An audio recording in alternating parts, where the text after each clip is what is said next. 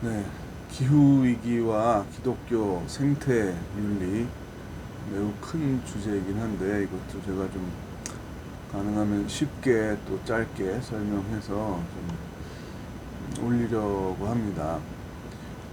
기후위기에 대한 공감이 좀 특히 올해는 많이 됐던 게 폭염 그 다음에 폭우가 우리나라뿐만 아니라 세계 곳곳에서 나타나고 있죠.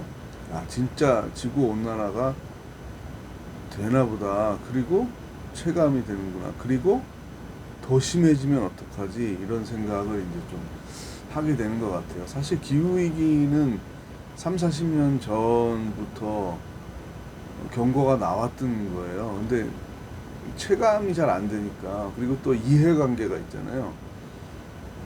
많은 기업들의 이익, 그리고 재생에너지를 사용하기 위한 이제 고비용, 저효율, 처음에 개발하는 건 다 그렇잖아요. 이미 싼 값에 공급이 되는 에너지원을 쓰는 게 훨씬 더 편하고, 기업 이익에도 또 가게에도 유리하니까 그렇게 살던 대로 살게 되는 게 이제 보통 우리잖아요. 이거 뭐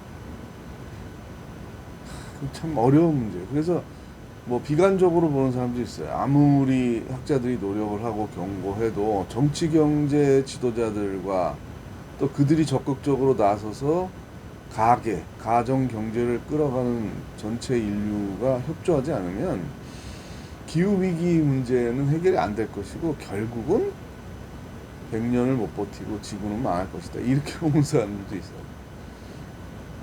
근데 아무튼 이 30년 주기로 설명을 드린다면 30년 전보다 지금 체감이 훨씬 되지만 지금 앞으로 30년 뒤에 지금대로 나가고 별로 인류가 공동의 노력을 하지 않으면 30년 뒤에는 아 좀 덥다 왜 이렇게 비가 많이 오지 이 정도가 아니라 많이 죽어나간다는 거예요.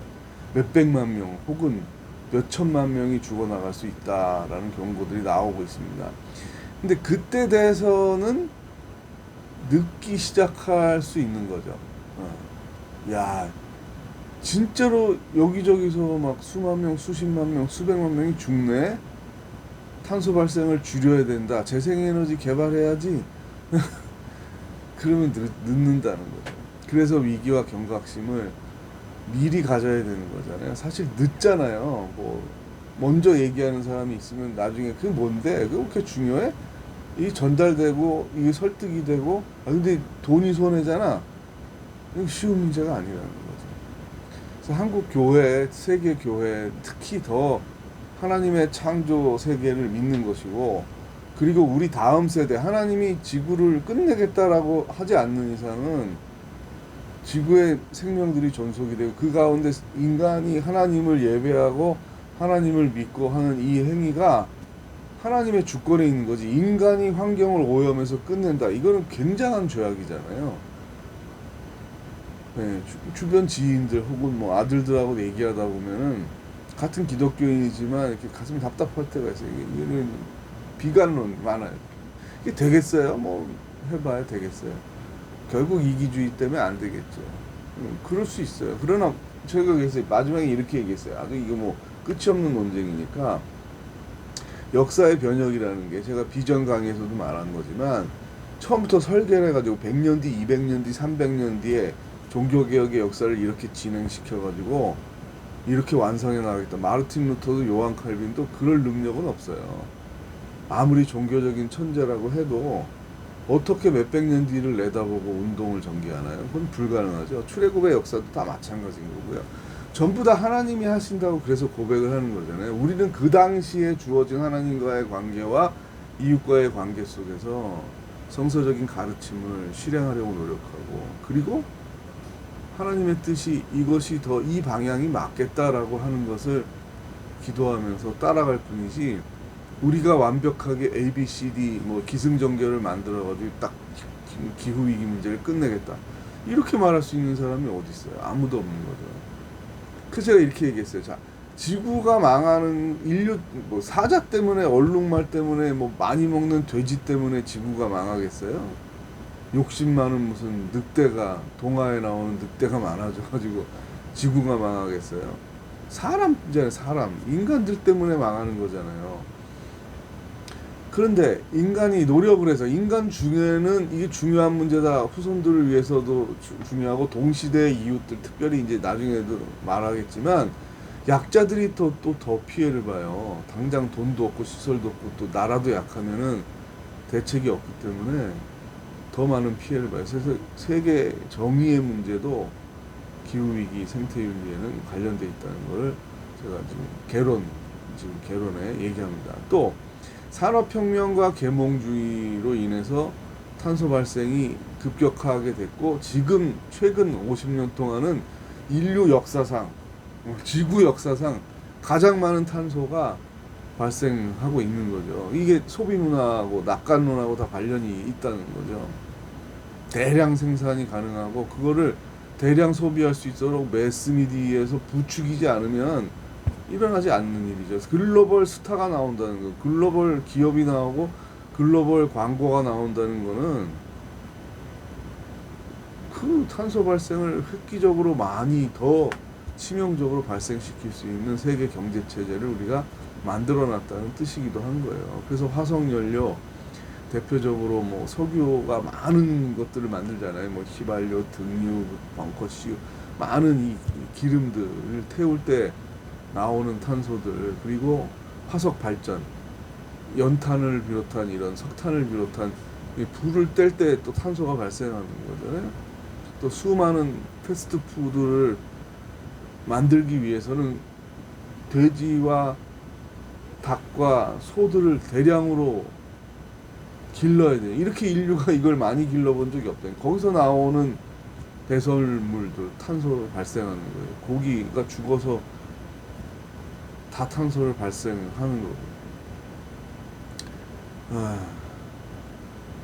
그 신학적인 배경은 뭐겠느냐? 그냥 개괄적으로만 우리가 얘기를 해도 하나님이 창조하셨다. 창조에 대한 주권, 세계에 대한 주권이 인간에게 전적으로 있는 게 아니라 인간이 수명을 다하고 동물처럼 사는 게 아니라 문화와 문명을 만들 수 있도록 청지기직을 주고 하나님의 형상 가운데 우리에게 지적인 능력, 감성적인 능력, 미적인 능력 이런 것들을 줬다는 거죠. 사회를 구성할 수 있는 그런 능력을 줬다는 거죠. 근데 이 말은 자연을 완전히 망가뜨릴 정도로 니네 마음대로 쓰다가 윤리 없이, 동시대에 대한 윤리 없이, 미래 세대에 대한 윤리 없이, 하나님에 대한 사명과 책임 없이 니네 마음대로 하다가 지구를 아무 때나 끝장내도 된다. 이런 뜻은 아니라는 거예요. 다시 말해서 하나님의 형상에 대한 청지기직의 남용을 우리가 신학적으로 재조명하고 경계해야 되겠습니다. 그래서 이미 뭐 수십 년 전에 몰트만이 이런 얘기를 했어요. 동료 피조물이라는 개념을 우리가 가져야 된다. 그러니까 인간만이 위대하다, 인간이 이성이 있기 때문에 위대하다라는 것은 기독교 세계관이라기보다는 계몽주의와 모더니즘의 세계관이라는 얘기예요. 자, 안식년의 정신을 생각해 보세요. 이것은 창조 질서, 피조 세계, 창조 세계 전체를 배려하라. 이건 굉장히 과학적인 거죠. 근데 거기에는 윤리적인 의미가 담겨 있습니다. 약자를 배려하라는 거예요.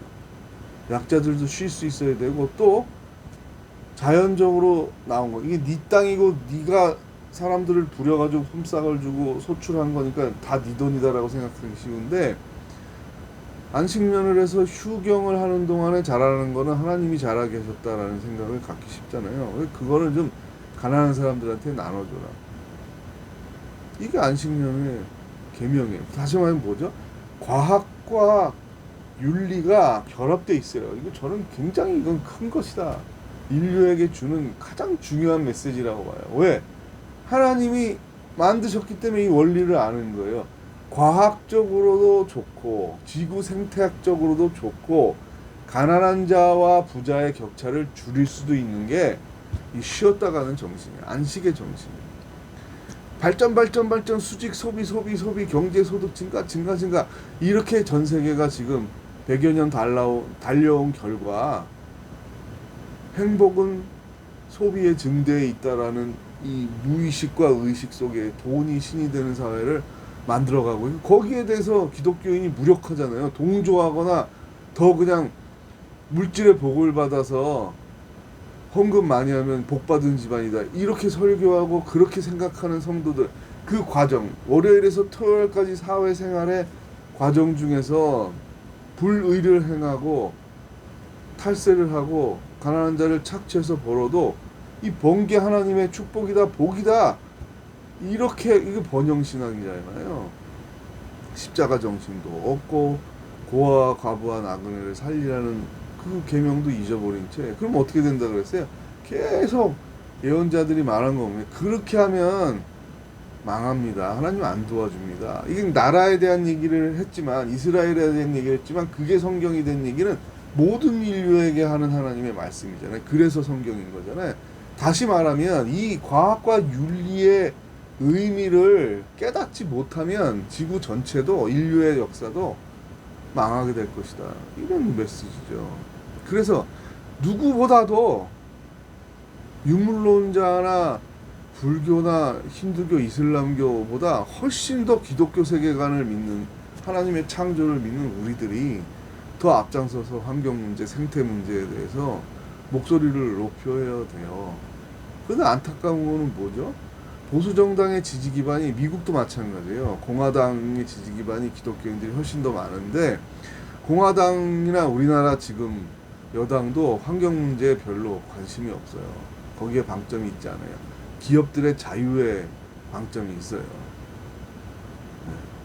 그래서 트럼프는 쉽게 파리 기후협약을 탈퇴할 수 있었던 거예요. 탈퇴하면 분담금 적게 내고 제약 안 받고 더 좋아, 이런 계산인 거죠. 수많은 기독교 지지자들이 거기에 표를 주면 되겠어요? 이제 바이든으로 바뀌고 민주당은 기독교 지지자들이 상대적으로 더 적은데도 환경과 인권 문제에 더 민감해요. 원래 전통적으로. 우리나라 지금 야당도 마찬가지고. 그래서 아리백에 대한 논쟁도 대통령 선거 후보 연설할 때 나왔었잖아요. 그럼 저는 그렇게 생각해요. 그때는 몰라도 되죠. 모를 수도 있죠. 그러나 그 이후에 관심을 갖고, 내가 연구하기 힘들면 관련된 주무부처의 장관도 있고 차관도 있잖아요. 그 사람들한테 연구해서 보고하고 우리나라도 환경운동에 참여해야 되겠지. 그리고 안 했을 때 우리 기업이 실질적으로 피해를 보는 거는 뭐냐, 이런 걸 민감하게 따져야 되지. 그냥 일본 하는 일에 적극적으로 찬성해서 100년 된 앙금을 풀어야 된다, 여기에만 총력을 기울이면 되겠네 생각이 들어요. 아리백에 대해서는 나중에 또 얘기하겠지만 거의 우리가 순위가 꼴찌예요. 재생에너지 사용이 우리나라 세계적인 기업들이 세계 최하위예요. 이러면 페널티가 나와요. 당장 4, 5년 뒤부터는 유럽에 수출할 때 관세가 올라가고 제한이 돼요. 그러니까 실리적인, 아까 했죠, 과학, 경제, 실리적인 거에서도 손해가 나고, 하나님이 가르쳐준 계명, 윤리에 있어도 문제가 돼요. 양자가 다 문제가 생기면 어떻게 된다고요? 그럼 망하는 거죠. 망하는 거죠. 이건 약간의 손해 불편함을 넘어서 인류의 생존에 관련된 얘기입니다. 40년 뒤부터 몇백만에서 처음에 비관적으로 보는 사람은 억 단위로 기후이기 때문에 사망할 것이다, 이런 얘기돼요. 저도 뭐가 뭔지 모르겠죠. 과학자도 아니고 미래를 정확히 살아본 게 아니기 때문에 어느 누가 단언하겠어요. 그래서 저는 전체를 다 소개하는 거예요. 몇백만 명이 죽는다라고 본 사람들이 최소예요. 최소고, 많이 본 사람들은 몇 억씩 죽어나간다라고 보고 있습니다. 30년 뒤부터. 그래서 50년 뒤인 2070년을 과연 지구가 넘길 수 있을까? 2070년은 인류의 절반이 사망할 것이다, 이렇게 보는 학자들이 나오고 있어요. 그래서 짐 안탈이라는 사람 책도 나중에 소개하겠지만, 그 헌정의 손자들을 위해서 이 책을 쓴다라고 말해요. 제가 그 마음이 울컥했어요. 저도 손녀들을 지금 너무 사랑하기 때문에. 이 아이들이 살아가는 2050년대부터는 수백만에서 억 단위로 죽어갈 수 있는 지구 환경입니다. 이게 얼마나 큰 죄예요. 단지 내가 물건을 더 소비하기 위해서, 조금 더 편리하게 살기 위해서 이 많은 생명들을 죽이는 게 죄가 아니라고요? 기독교인으로서 이거에 둔감한 게 문제가 아니에요. 이건 부동산 투기가 불이라는 거를 모르는 것보다 더 큰 문제는 환경 위기를 만들고 있는데 기독교가 잠잠하다. 이게 더 큰, 가장 큰 죄겠죠. 이거는 인류 전체의 생명을 위협하는 겁니다. 오리엔테이션 개요는 여기까지 하고 지금부터 차례대로 여러 학자들과 또 운동가들, 학자가 아니라도 환경운동하는 분들이 있죠. 그분들의 실천적인 삶을 통해서 우리에게 주는 교훈과 제언들, 어떻게 교회나 가게가 따라갈 수 있겠는가, 좋은 방향으로, 건강한 방향으로 갈 수 있겠는가, 그걸 같이 고민해보는 그런 시간을 갖고자 합니다. 다음에 또 만나요.